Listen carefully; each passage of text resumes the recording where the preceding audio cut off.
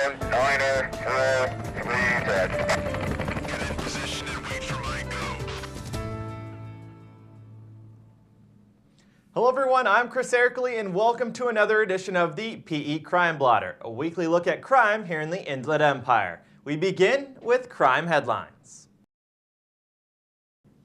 Daniel Carrillo, the driver of a truck that struck 8 of his fellow students in a crosswalk outside of Hemet High on May 30th, showed up to a benefit car wash on June 7th that was raising money for Helen Richardson, who is the most critically injured and in a coma.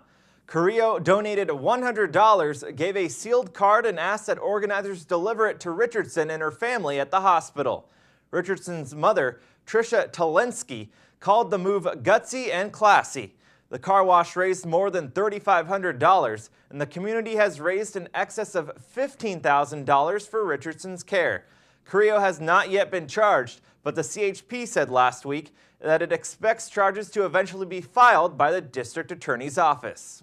Officials say a 47-year-old Desert Hot Springs man, Edward Allen Costa, was arrested in connection with 6 pipe bombs found in Palm Springs. Costa was taken into custody last Thursday on suspicion of possessing an unregistered destructive device. Officials say DNA from 2 of the pipe bombs matched a specimen on file for Costa. A Rialto man ordered Friday, June 8th to stand trial for the beating of a San Francisco Giants fan at Dodger Stadium admitted in a jailhouse conversation that he attacked the man, according to a transcript of a recording. The transcript of a talk between 30-year-old Luis Sanchez and co-defendant 31-year-old Marvin Norwood, also of Rialto, was released after a preliminary hearing where both men were ordered to stand trial on charges of mayhem, assault and battery, and the 2011 attack on Brian Stowe. The men spoke after they had appeared in a lineup. Officials say a second man wanted in connection with a home invasion robbery in French Valley was arrested last Thursday after a police chase from Indio to Banning. The first arrest of a 56-year-old Lakewood man was made immediately after the May 16th incident on Hidden Trail Court, in which 2 women were tied up and pepper sprayed by 2 masked intruders. 34-year-old Donovan Marcus Calvin of Anaheim was arrested on suspicion of home invasion robbery and other charges after CHP officers used spike strips to stop his truck.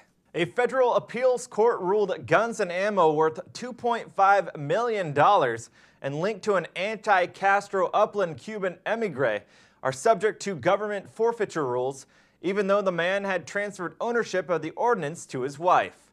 The emigre, Robert Farrow, who was sentenced to 65 months in federal prison for illegal possession of weapons, had claimed the guns and ammo were meant for an attack on Fidel Castro or his government in Havana.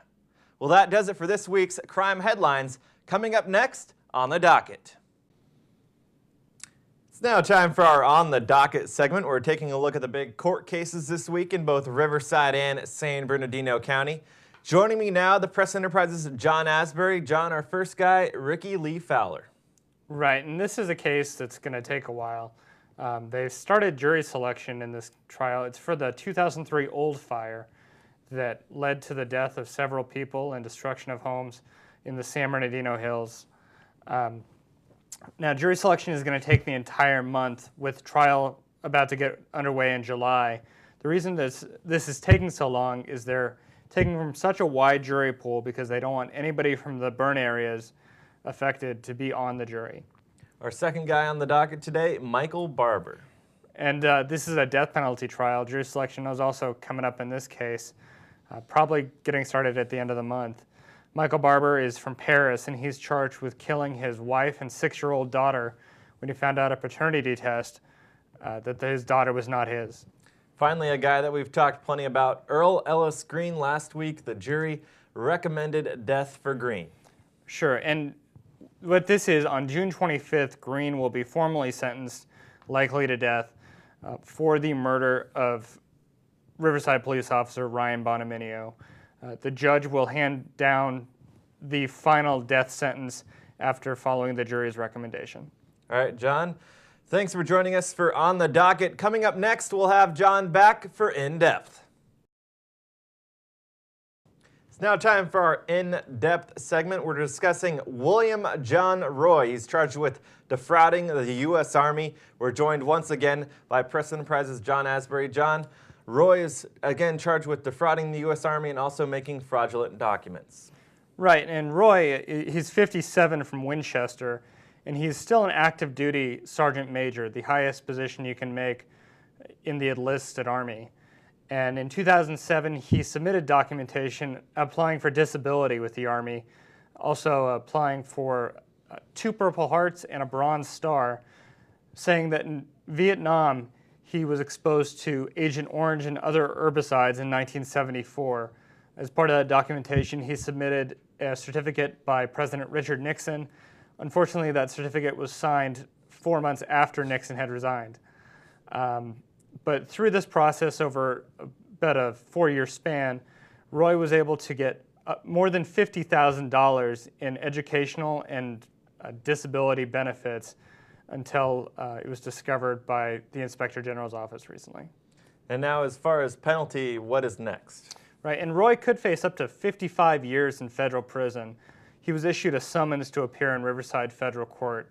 So after a grand jury returned this indictment, he'll be going to trial soon. All right, John, thanks for joining us. That wraps up this week's In-Depth segment. Coming up next, Cold Case, an arrest and a murder from 2007.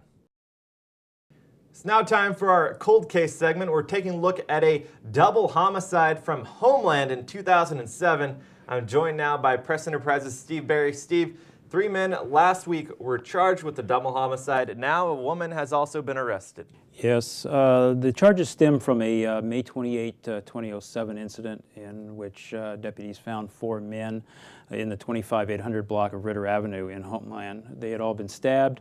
2 of those men, Miguel Salas, 18, and Bryce Moreno, 21, later died of their wounds. In the ensuing months, 3 men were arrested in the case and remanded for trial.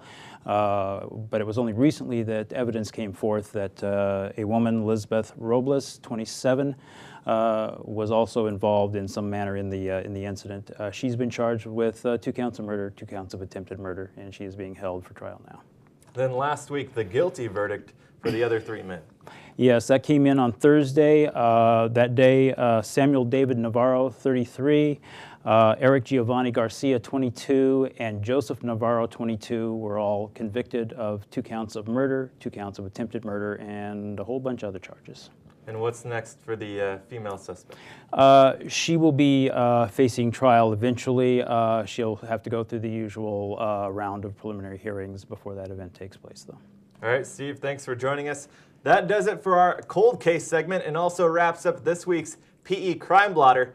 Thanks for joining us, and we'll see you next week.